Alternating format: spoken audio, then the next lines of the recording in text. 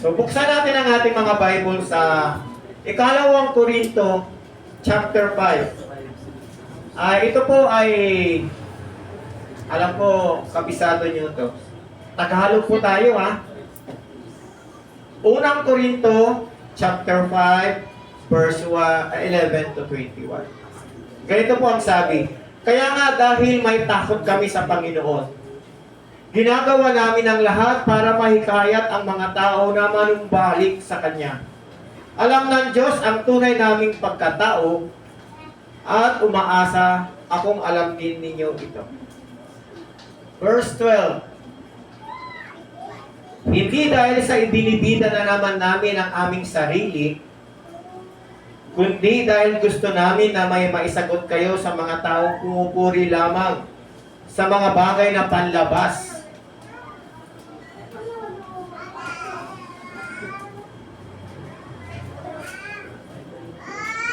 Parang doble, no? At hindi sa nilalaman ng puso, parang doble yung nailagay ko. Pasensya na po. Verse 13. Kung magmukha man kaming nasisiraan ng bait, ito yung sabi ni Apostol Pablo. Sabi niya sa mga kung magmukha man kaming nasisiraan ng bait, ito'y para sa Diyos. At kung kami naman ay matino, ito'y para sa inyong kapakanan. So napakaganda ng encourage ni Apostol Pablo. Pag siya daw ay kung ang tingin nyo sila'y nababaliw, o kami nababaliw, mga tagapagturo, ito'y para sa Panginoon.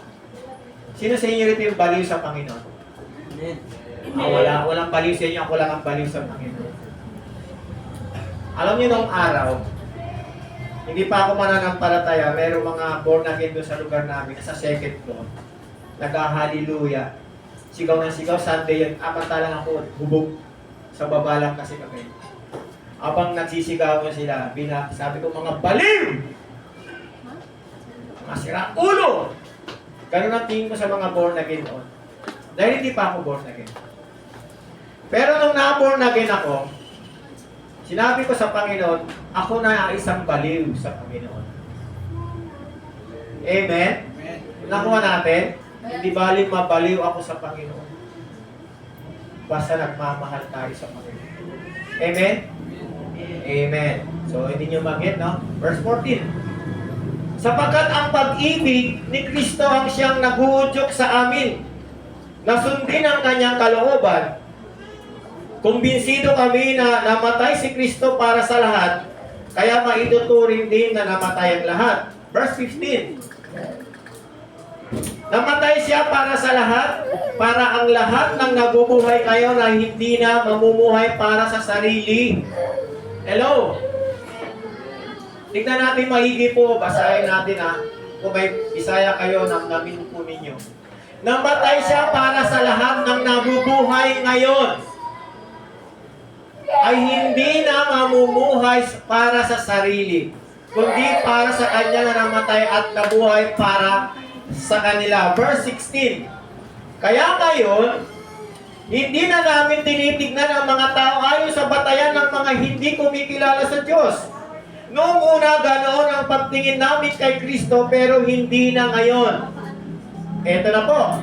Verse 17. Ang sino mang na kay Kristo ay isa ng bagong nilala, wala na ang dati niyang pagkatao, binago na siya. And then, verse 18.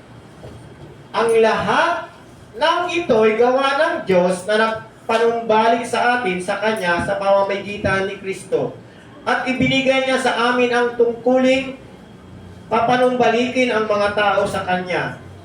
Ang sabi po sa English kato, and all these things are from God, who reconciled us to Himself through Christ, and who has given us the ministry of reconciliation. Binigyan tayo ng Panginoon ng isang trabaho na magpanumbalik ng mga taong lumalayo sa Panginoon, mga taong hindi nakakilala sa Diyos, mga taong walang Diyos. Yan yung mga taong atheist, walang Diyos. At meron na ako napatanggap niyan. Atheist ko, kung kilala niyo yung asawa ni Ate Jean. Si Jean yung dito dati, yung kanyang asawa Australiano. Yan. Pinatanggap ko yan, binautispoan ko yan, at yun, napangasawa ni Ate Jane. So, nakakilala na sa Panginoon. Verse 19, at ito nga ang aming ibinabalita. Pinapanumbalik ng Diyos ang mga tao sa Kanya sa pamamagitan ni Kristo. At hindi na ibinibilang na laban sa kanila ang kanilang mga kasalanan. At kami ang Kanyang pinagkakatiwala na magpahayag ng mensaheng ito. Verse 20, kaya nga, mga sugo kami ni Kristo. Ito, kinukot dito ng ibang religion, yung INC. Sila daw yung sugo ni Kristo. At sa pamamagitan namin nakikiusap ang Diyos sa inyo na manumbalik kayo sa Kanya. Tignan niyo mga kapatid, no? Nakikiusap ang Diyos sa atin. Nakikiusap ang Diyos sa inyo na manumbalik kayo sa Kanya. Tignan niyo yung gusto ng Lord, yung Kanyang puso, yung Kanyang nais sa atin, mga tao na makasalanan, mga taong lumayo sa Panginoon, mga taong makasarili. Ang sabi niya, nakikiusap ang Diyos sa inyo na manumbalik kayo sa Kanya. Therefore, we are ambassador for Christ. Sa verse 20 sa English, as though God were making His plea through us, we plead with you on Christ's behalf, be reconciled to God. Manumbalik daw tayo sa Panginoon.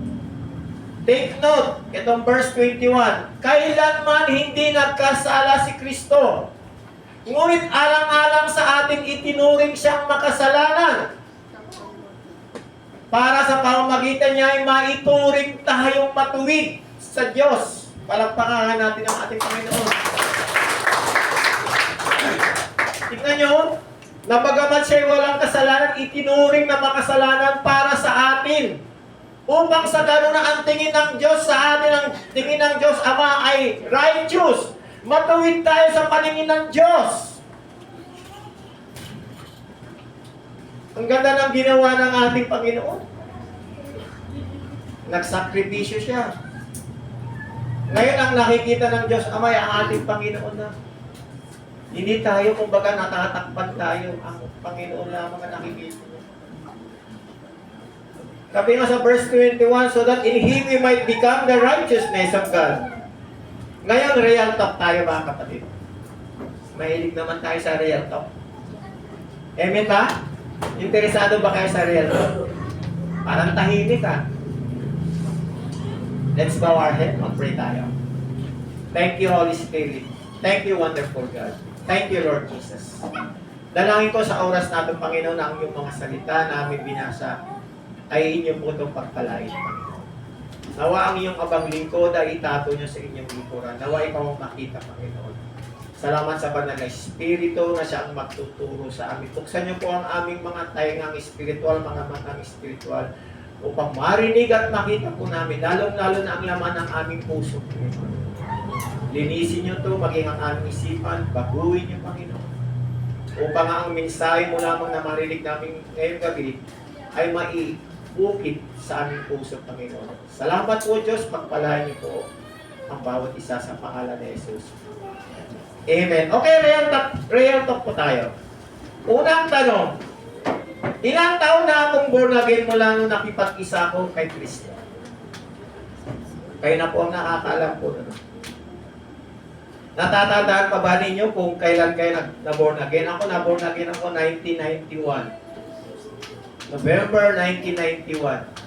Ako po ay galing Taiwan. Pagbalik ko po rito, ang dami ng problema ko.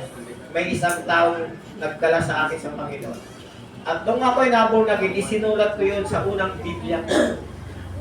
Dapat tinatandaan po ninyo. Hello? Para ano yan, memorable or mayroong significant yan. Pag inaalam ninyo yung inyong kapanganakan sa Panginoon. Question number 2. Mayroon na ba akong nadala sa Panginoong Isus na nagsuko ng kanilang buhay? Hello? Question number 3. Mayroon na ba akong na-disciple para lumago ang kanyang pananampalataya sa Panginoong Isus? Ako ang unang na-disciple ko, yung nanay ko. Pangalawang na-disciple ko, yung pamangkin ko. Kaya nga naging pastora na yung pamangkin ko. Bata pa, naging pastor na.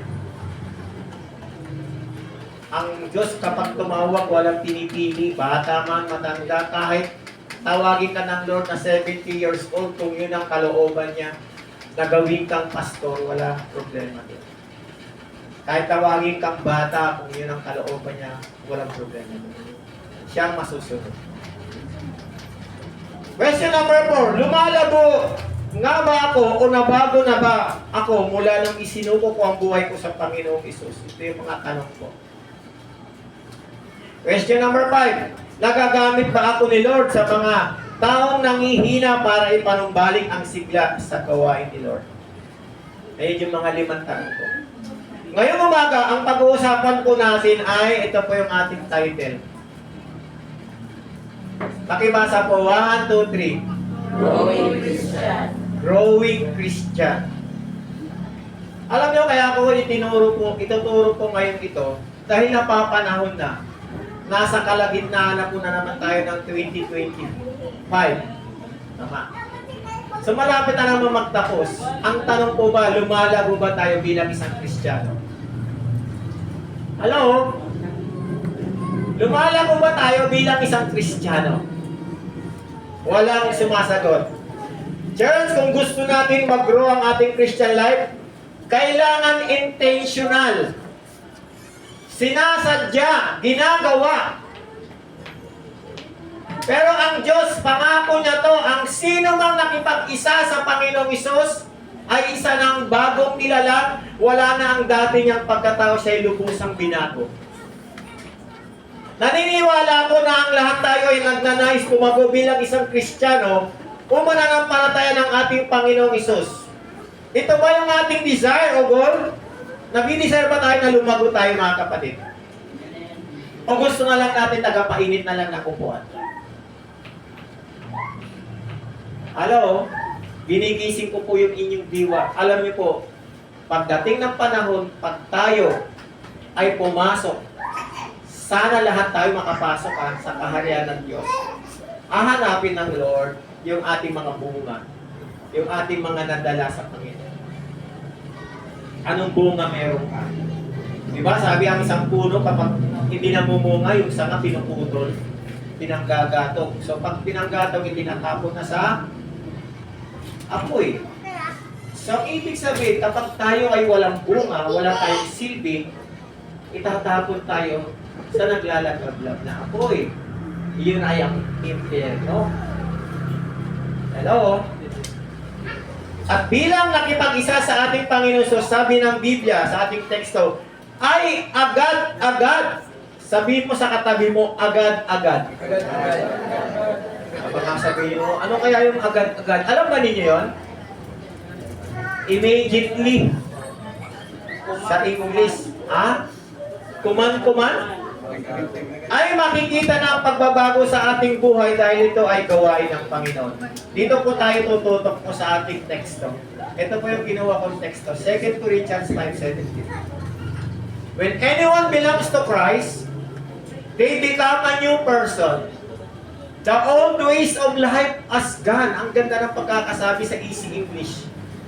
The old ways of life has gone. Their new life has begun. So tatagalogin niya pero. Kaya kung nakipag-isa na kay Kristo ang isang tao, isa na siyang bagong nilalang.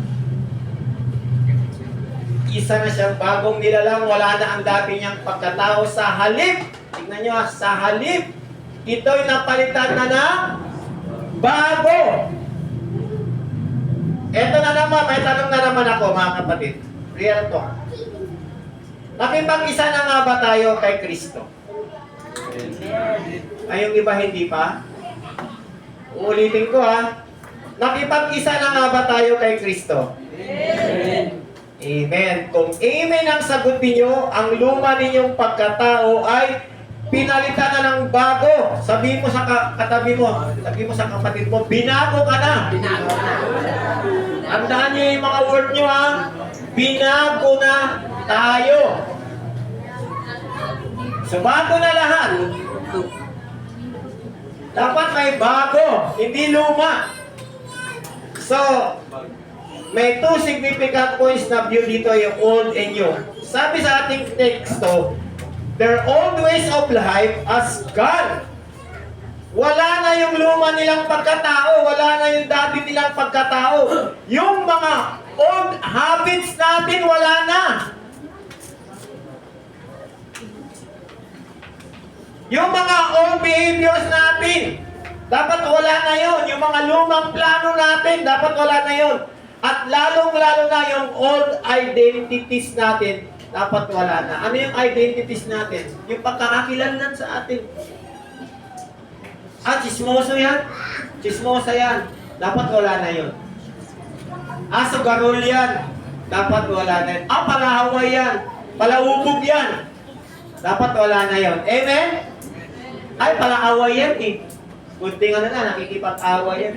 Dapat wala na yun. Kasi nga, binago na tayo ng Panginoon. Amen? Marami ang mga mababago sa atin kapag natapos ang ating text, message na to. Ang luma ay papalitan ng Diyos ng bago. Ang sira, papalitan ng maayos. Ang bulok, papalitan ng... Anong kapalit ng bulok? Ano yung ano niya? Mabango. Bulok nga eh. Pag bulok, mabaho. Panis. Kapalit no, mabango. Amen? Thank you, Lord. Lahat ng luma nating kaisipan, lahat ng ating mga pangarap, mga plano, mga perspective sa buhay ay mapapalitan na ng bago. Lahat ng luma nating pag-uugali. Ako marami pang babaguhin sa akin ng Lord. Teka naiinitan ba kayo? Ako lang, kasi nakalong speed. Hindi na eh. Mainit, no? Sa sobrang mainit. Alam niyo, maganda yung mainit yung katawan natin. Kaysa malamig. Dahil pag malamig, bangkay. Pag mainit, buhay. Tama ba? Ayun. So, ang luma nating pag-uugali, mga lumang asal, mga maruming pananalita, mga green jokes, mga hindi magandang pananalita, mga dating prinsipyo natin na walang kakwenta-kwentang prinsipyo, ay maglalaho ang lahat ito dahil papalitan ng Lord ng bago. Tanong, naniniwala ba tayo na ang lahat ng mga bagay na ito sa ating buhay ay pwedeng mawala at mabago? Naniniwala ba tayo? Hello, parang wala na akong kausap. Dito ako itong dalawa. Naniniwala ba kayo na ang lahat ng mga binanggit kong mga luma ay pwedeng mabago at palitan ng Lord? Yes. Mga kapatid, walang imposible sa Diyos. Walang imposible. Ako po, hindi ko nga hinahangad. Hindi ko nakakalain ako magsasalita sa harapan ng mga tao. Dahil mahihayin ako mahihayin po ako. Malakas na ang loob ko kapag ako'y nakatungga na. Kung ako'y hindi pa mananampalataya. Ang lakas ng loob ko. Pagdalas niya ako, inaaway ko basurero. Madaling araw, inaaway ko mga maingay. At kapag nakayom na ako, number 1 ako nangaagaw ng microphone. Kumakanta. Yun. Pero dahil binago ng Lord yung aking buhay, binago ng Lord yung aking pagkatao, maraming salamat sa Panginoon. Kailanman hindi ako nagsisisi na tinawag niya ako. Na magsasalita sa harap ng mga tao, hindi ako nagsisisi. At hindi ako nangihinayang, mga kapatid. Dahil yung pinaglilingkuran ko at pinaglilingkuran niyo ay isang Diyos na buhay, makapangyarihang Diyos na walang kapantay. Hari ng mga hari, Panginoon ng mga Panginoon. Kaya hindi ko ipagpapalit yung pagkatawag ng Lord sa atin. Balikan natin ang ating teksto. Kaya kung nakipag-isa na kay Kristo ang isang tao, isa na siyang bagong nilalang, wala na ang dati niyang pagkatao. Sa halip, ito'y napalitan na ng bago. Sa halip, ito'y napalitan na ng bago. Their new life has begun. magsisimula na ang pagbabago at paglago sa kanyang buhay. Dahil ang Diyos ang nagpanumbalik sa atin sa Kanya, aayusin ng Diyos yung buhay natin. Babaguhin ng Diyos ang buhay natin. Amen ba? Jesus reconcile us. This word basically means a restoring of a relationship dahil nawala na yung ating relasyon sa Panginoon. Nasira dahil sa kasalanan. Nahiwalay tayo sa Diyos. Separate. Nalayo. Pero dahil ang Diyos, ang kanyang puso, ang kanyang layunin, ang kanyang gusto, ay mapanumbalik tayo muli sa Kanya. Kaya ang Diyos mismo gumawa ng paraan. At nakikiusap pa nga, sabi ni Apostol Pablo, nakikiusap pa nga ang Diyos na manumbalik tayo sa Kanya muli. Kasi tayo namumuhay tayo sa ating mga sarili. May gusto tayo. Mas gugustuhin pa natin yung gusto natin kaysa gusto ng Diyos. Mas gugustuhin pa natin yung plano natin kaysa plano ng Diyos na napakaganda. Hello? Marami tayong ambisyon, hindi po masama yan. Marami tayong plano, hindi masama. As long na ito ay naka-align sa blueprint ng will ng Panginoon, maganda po yun. Hello? Kahit anong gawin po natin, kung hindi natin kasama ang Lord at hindi ang kalooban ng Diyos ang nasusunod, baliwala po lahat. Baliwala lahat. Kahit na yumaman ka ng gusto, milyonaryo ka, maraming nakakilala sa'yo, sikat, chupoy ka, baliwala yan kung hindi ito naka-align sa will ng Panginoon.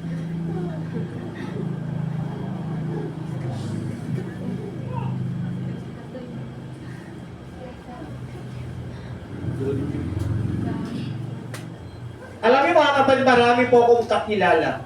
Simula nung sila ay nagbalik loob sa Diyos, naghangad sila ng kakaibang pagnanasa. Kumbaga, naglingkod sila sa Panginoon. Nagpasimula sila sa maliit, mababa, and then umangat ng umangat.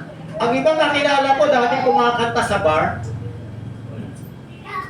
Ngayon, song leader na sa church. Ang iba namang kakilala ko, ang kanilang testimony, napaka ganun sa pera, kuripot. Pero nung sila ay na-born again, nagbalik loob sa Diyos, ginamit sila ng Lord, naging kingdom provider sila. Napakaganda po tawagin na kingdom provider. Ito yung mga taong nagbibigay para sa gawain ng Panginoon. Dahil pinayayaman sila ng Lord, the more na sila pinayayaman, bukas palat silang nagbibigay. Hindi lamang sa church, kundi sa mga tao. Yan yung mga tao may gift ng giving. Kapag ganyan ang ating attitude o habit, attitude na lang, ugali. Dapat kapag tayo ay the more na pinagpapala ng Diyos financially, dapat yung ating attitude, the more tayong ginagamit ng Lord magbigay sa paggawain. I-increase natin yung giving. Hello, hindi lang receiving. O iba kasi, receive na lang ng receiving. Ayaw mag-giving. Puro receive ang ginagawa. Kaya magbigay rin tayo. Amen? Amen. Amen. Ay. The new creation. Being in Christ signifies a spiritual rebirth. Yan. Bagong kapanganakan. A transformation where individuals are no longer defined by their past, but their new relationship with God. So, wala na yung dating pagkatao natin. Dapat bago na. Yung sarap siguro kung may bago. Bago na yung relasyon, no? Kasi pagkaluma, ang hirap dapat bago na. Ito ang sabi sa 2 Corinthians 5:17. Essentially introduces a new perspective of life. Bagong pananaw. And relationship, moving away from the old and embracing the new. Niyayakap yung bago. Kinakalimutan na yung luma. Isinasantabi na. Sinisipa na. Ibinabaon na, inililibig na yung luma. Kundi ini-embrace niya na yung bago. Amen? Amen. Maraming simpleng tawang pinawag ng Panginoon. Meron pong mga miserabyang buhay, meron pong mga nalulung sa drugs, At yung iba gusto nang kitilin ang kanilang buhay dahil sa hirap o maraming problema. Pero nung sila ay nakarinig ng salita ng Diyos at nagbalik loob sa Diyos, ginamit sila ng Panginoon. Yung iba, pastor na. Yung iba, pastor na. Alam nyo, yung kwento ng buhay ko. Ang gulo-gulo talaga ng buhay ko noon. Kung titignan natin, kung ikikwento ko sa inyo lahat, hindi nyo masasabing kaya baguhin ng Lord yan. Kaya. Ang nanay ko nga sabi, ano yung pinasok mo anak? Sabi ko, born again po. Naku, ikaw pa, mababago. Ako lang. Ingiti-ngiti lang ako, no? Pero umiyak yung puso ko. Dahil yung Diyos na pinagtitiwala ko, kayang-kaya bumago ng buhay ng tao. At nung nadala ko yung nanay ko, siya yung number 1 mainit sa church. Kahit ako'y nandamig noon, siya pa yung nag-i-encourage sa akin 1 month ako ng lamig. Pero kayang-kaya ng Lord baguhin ang buhay natin. Basta, focus lang tayo sa ating Panginoon. Yung iba nag-aral sa Bible School, yung iba naging pastor, worship leader. Ito yung tinatawag na growing Christian, mga kapatid. Yung tayo ay nakipag-isa na sa Panginoon. Sabi niya, tayo ay isa ng bagong dinalang, wala nang dati, lubos na tayo pinago. Dapat lumalago na yung buhay Kristiyano natin. Kaya nga ang tanong ko sa inyo kayo na, ilang taon na ba tayong mga Kristiyano? Meron na ba tayong nadala sa Panginoon? Meron na ba tayong na-disciple? Meron na ba tayong na-encourage na mga taong o mga kapatiran na nalalamig imbis na pa-encourage natin? Ano bang ginagawa natin? Lumalago ba tayo? Imbis na may encourage natin sila, lalo silang nangihina. Ganun ba ang growing Christian? Dapat yung heart natin, yung ating gusto, dapat yung puso ng Lord na kapag nangihina sila, palakasin. Kapag mali, ituwid. Hello? Pag alam na mali, ituwid. Dahil hindi pwedeng ituwid ang mali ng isa pang pagkakamali. Dapat ang isang mananampalataya ay lumalago, umaangat ang buhay, umuunlad sa kaalaman, at mahal na mahal ang gawain ni Lord.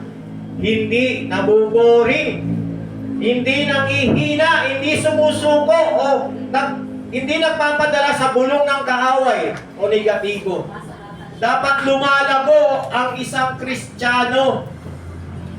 Hindi umuurong, kunting problema lang, atras. Kunting negatibong marinig, atras. Balik. So ang nangyayari, tsatsa yung buhay Kristiyano, tsatsa eh. Pagganong-ganon eh. Paatras-atras eh. Paano mangyayari? Kaya nakita kayong si Katsukuy ba yun, si Dolby inilibing, tsatsa yung tugtog eh. Kaya nga hindi makarating ng simbahan, ang sementeryo eh. Atras, abanti yung mga tao, tsatsa man ang tugtog. Hindi dapat ganun, urong-sulong, dapat tayo mga Kristiyano, diretsyo. Hindi bali mabagal. Napaklakpit, basta dire-diretso lang tayo sa Panginoon. Amen? Amen. Hindi pa urong. Dapat ang mananampalataya ay positibo mag-isip, positibo ang pananaw. Dapat ang mananampalataya ay hindi ipinagpapaliban ang gawain ni Lord. Masaya dito sa gawain. Pag sa gawain ni Lord, pagpaliban natin, kapoy. Pagod ako. Huwag dapat ganun. Siya yung nagbigay sa atin ng lakas, siya yung nagbigay sa atin ng buhay, tapos kapoy. Hindi naman to gawain ni Pastor Bob. Gawain ito ng Panginoon.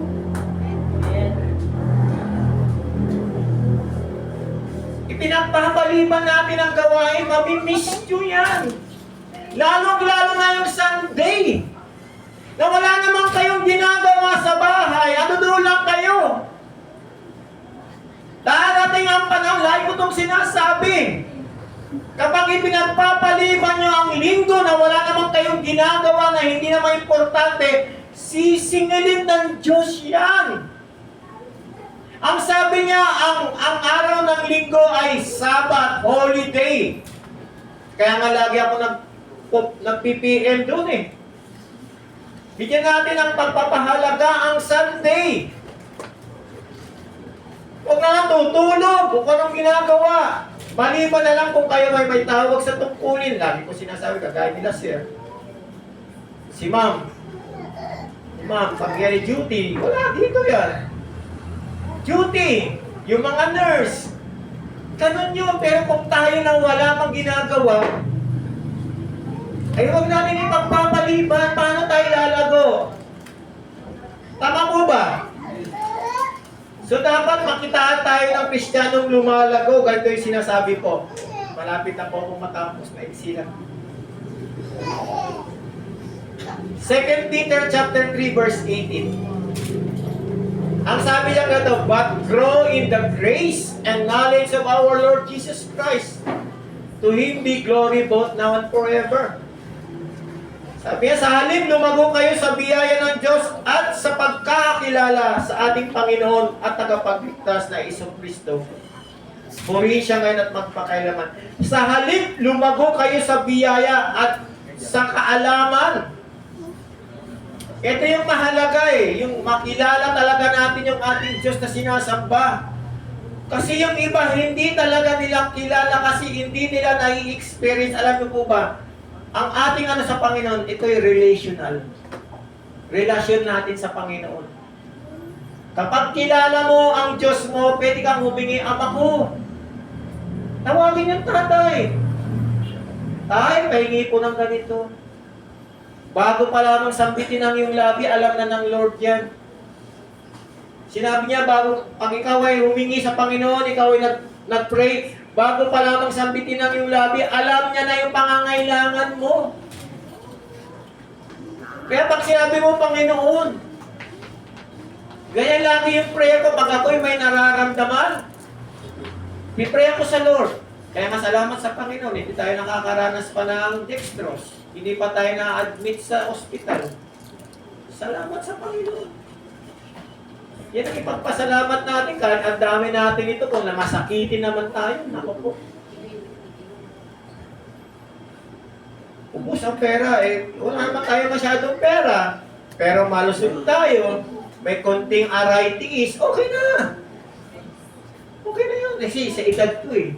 Pero dahil tayo ay nag-walking, thank you Lord, lumalakas na naman. Kaya mga kapatid, ito paano ko sa inyo ha, mag-ingat po tayo ngayon. Kumakalat na po yung monkeypox. Tignan nyo sa YouTube. Ang tanong doon ng yung mga vlogger, ano kaya magla-lockdown na naman kayo? Sa Cotabato, 10 na. Sa Mindanao, sa Davao, meron na rin doon mandatory face mask. Sa Bisaya, meron na. Salamat sa atin, wala pa. Yung Ilo, meron na. Cebu, meron na. Sabi ko kay Pastor, pupunta pa naman tayo. Nasa Mandawi daw. Luzon, meron na. Mag-ingat po tayo mga kapatid. No? Lalo na sa mga matao. Pag wala kayong pupuntahan na face mask, magdidikit. Ingat tayo. Nakakatakot yung monkeypox. Nakita ko nga, parang ito nga, ganito yung tsura yan, oh.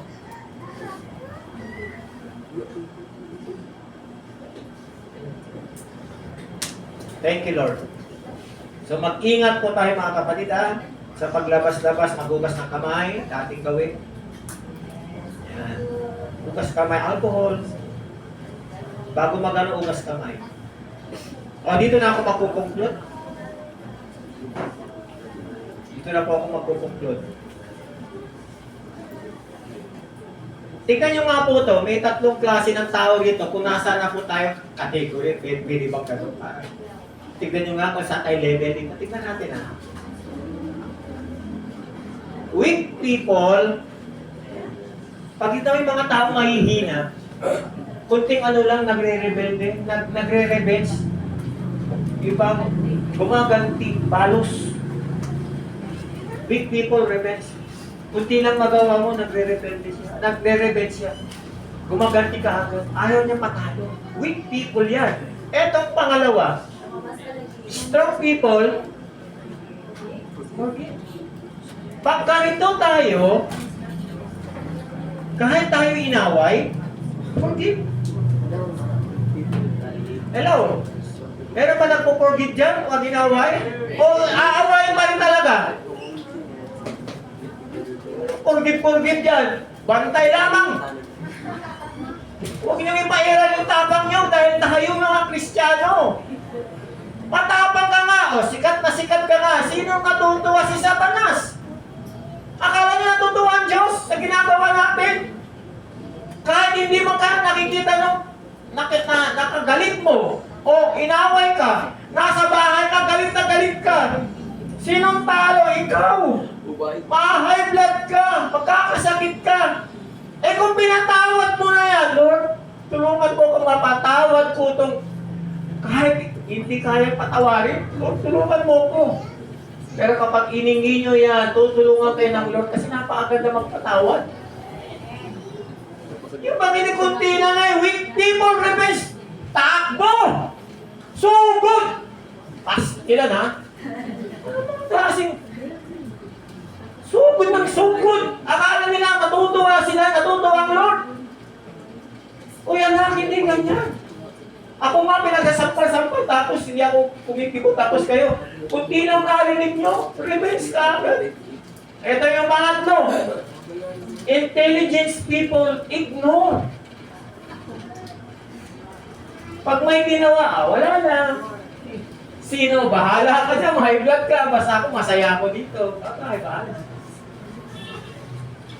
Kahit anong gawin mo dyan, pag lupasay ka dyan, ignore, bahala. Ipamalita mo sa buong mundo, ignore. Pero mga kapatid, please lang mga kapatid, huwag niyong gamitin yung social media. Kung may problema kayo, kung may anumang kayo, huwag niyo lang ilagay sa social media. Pwede niyo yung gamitin, i-PM niyo, private doon sa tao. Huwag na i-social media. Lagi na social media. Tuwan-tuwa si Mita eh. Huwag niyo lang i-social media. Amen, mga kapatid? Eto na. Choices, chances, changes. You must take a choice to take a chance or your life will never change. Ulitin natin ha, may Aristotle. You must make a choice to take a chance or your life will never change. Educating the mind without educating the heart is not educating at all, sabi ni Aristotle. Kaya nga napakahalaga ng puso. Guard your heart, sabi nga ng Proverbs. Guard your heart. Kahit na sobrang talino mo, pero ang puso mo payat, may problema, talo. Fat head, thin heart. Nakuha natin? Maraming ganitong Kristiyano. Fat head, punong-puno ng kaalaman. Kung kailan punong-puno ng kaalaman, saka naman pumayat ang puso. Masyado nang mayabang. Hindi na ginamit yung puso. Hindi baling wala akong alam. Basta ang Panginoon ang nagtitingin sa akin o nag-appreciate sa ginagawa ko, mas okay pa yun kaysa naman si Katsukoy ka nga. Payat naman ang puso mo, puro utak. Walang kakwenta-kwenta. Ito dapat ang ginagawa natin bilang mga Kristiyano. Para tayo ay mag-grow. Lumago. Get on your knees and pray. Read your Bible daily. Offer your body as a living sacrifice and worship in spirit and in truth. Spiritual maturity is not measured by a title. Yung iba kasi kapag naka-title na, mayabang. Ako, tawagin niyo akong kuya, okay lang. Tawagin niyo akong dad, okay lang. Tawagin niyo akong manong, bahala kayo kung anong tawag niyo sa akin. Hindi ako masyado sa title. Spiritual maturity is not measured by a title you reach in ministry, but by how you walk in obedience to God. Yun dapat po, mga kapatid. Hindi ko lang kung nailagay kita. Yung inano natin, yung buong topic natin ng May, puro obedience. Yun po yan. Mas mahalaga mga kapatid, maging masunurin tayo sa salita ng Diyos, maging masunurin tayo sa Panginoon, maging masunurin tayo sa ating mga leader. Kahit mali ang leader, sumunod tayo. Hindi naman sinabi ng leader, oh, kamatay ka, wala mong ganun. Walang perfect. Ang sabi, sumunod tayo. At kapag sumunod tayo, ang Lord ang magbabalik kung ako, ang Lord ang mag-restore sa'yo kung ano man ang ginawa ng leader. Huwag mag-revenge. Sabihan natin kanina, weak people revenge. Anong klaseng leader yan? Hindi mo tinatanong sa sarili mo anong klaseng Kristiyano ako. Sige ka na lang tingin sa leader, hindi naman perfect ang leader. Meron bang perfect leader? Meron bang perfect na church? Wala. Kung yan ang hinahanap ng tao perfect, hindi dito sa church na to. Hanap tayo ng ibang church na perfect to. Kung ang hinahanap niyo ay perfect na pastor, wala dito. Kung hinahanap niyo perfect na church, wala dito. Ang perfect lang po ay ang ating Panginoon. Amen? Amen. So, sumunod po tayo mga kapatid. Mga kapatid, kung gusto nating lumago bilang isang Kristiyano, lumapit tayo sa trono ng biyaya ng Diyos. Humingi tayo ng karunungan sa ating Panginoon. Kilalanin natin ang ating Panginoon. Sino pa talaga sa buhay natin? Put God first, seek God with all your heart, soul, and strength. Dahil yung pinaglilingkuran nating Diyos ay Diyos na makapangyarihan, Diyos na bumabago ng tao. Kaya nga sabi ni Apostol Pablo, we speak to people on behalf of Christ. We are God's representative. Kaya nga po makipagkasundo tayo sa Diyos. Sabi nga ni Apostol Pablo, be reconciled. Tayo daw yung God's representative, ambassador tayo ni Kristo. Isipin nyo, ang tawag sa atin, ambassador. Dapat ano tayo, yung ipinapakita natin yung talagang represent natin ang ating Diyos sa mga tao na ganito yung ating pinaglilingkuran. Amen po? Marami na mga patutunang mga taong ordinary people. Ngayon sila ay extraordinary na. Ginagamit na sila ng Panginoon. Lahat kayo mga kapatid, gagamitin kayo ng Diyos. Walang tinatangi ang Panginoon. Kay makapulis ka man, kay ikaw ay mapaganito man, kay ikaw ay tricycle driver, ikaw ay estudyante, mangingisda, kung ano man uri meron tayo, kaya kang gamitin at baguhin ang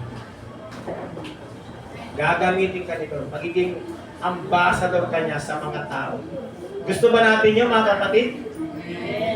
Dapat yung buhay natin talaga nababago. Nakakaroon ng malaking pagbabago. Makitaan tayo ng mga tao. Tanggalin na natin yung mga luma, Lord. Lahat ng luma kong pagkatao, ipinako na ng Diyos sa krus. Sinama na doon sa krus. Amen? Sa kapitbahay natin, sa community natin, dapat makita yan. Hello? Meron nga kasabihan na para sa mga ano, show me your friend and I will tell you who you are. Yun. Pag sino yung laging kasama natin, magiging ganun tayo. Hello? Pag ang laging kasama natin ay laging ganun ang bibig, magiging ganun ka.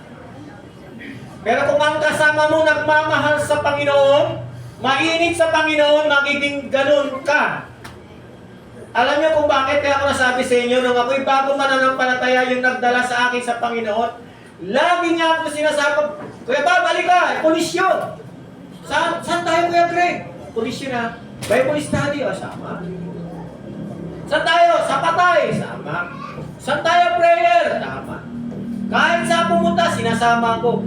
Nagiging ganun ako. Ang sabi ko nun, gawin mo kung tulad niya. Ay, inggit ako eh. Gawin mo kung tulad niya, Lord.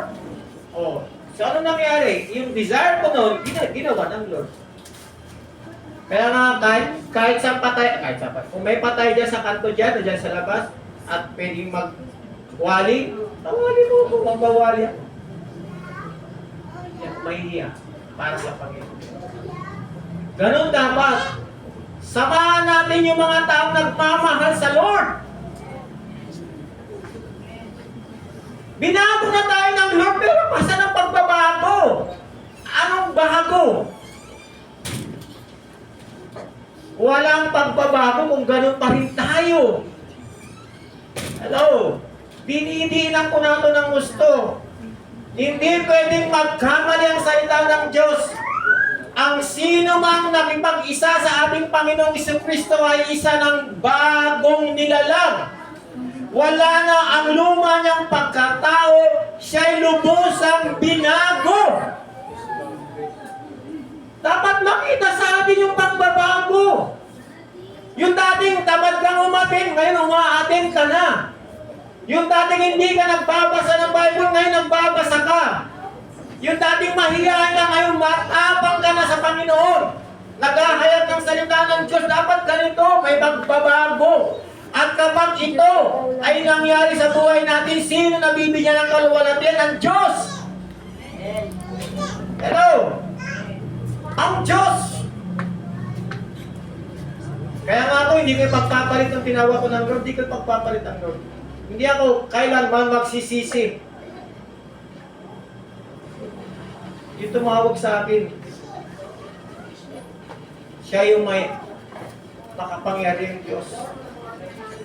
Amen po? Amen. So tumayo po tayong lahat.